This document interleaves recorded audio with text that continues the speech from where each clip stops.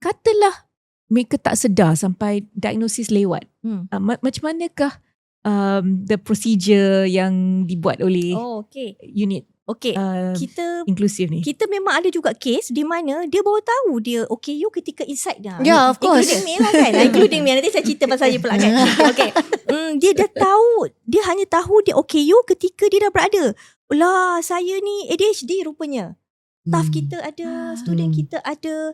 So kita bantulah, kita berurusan dengan JKM. Okay, you kena register semua. After that, you dapat kad tu terus register dengan kita. So kita akan bagi reservable accommodation for them according to their needs lah kan. Okay, so ada sokongan yang diberikan untuk pendaftaran dan kita dapatkan sokongan tambahan.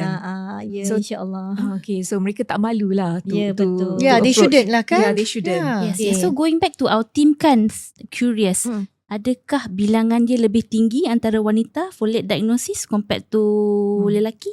Sama. Okay. Dia tak ada wanita ke lelaki. Lepas itu dia baru dia find out, alamak kenapa rupanya okay, dia pergi register. Tetapi isunya pula itu satu, dia sedar. Satu lagi, jumpa dengan kita, dia perlukan sokongan tetapi parents tak bagi register, you know. Kesian tak? Ini in denial lah. Yes. Tetapi sebab dia dah 18 tahun ke atas, jumpa, doktor, saya nak register because saya perlukan extra.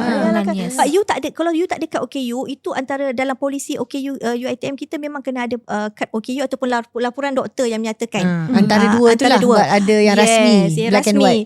Sebab kalau tidak, memang you tak boleh. Kita mak saya tak bagilah. Cakap, tapi kata you dah 18 tahun ke atas kan. You nak buat ke tak nak buat? Macam mana advise me? So kita buat lah. Ada a few cases kita bantu lah. Dia dapat kod OKU tapi mak dia tak tahu.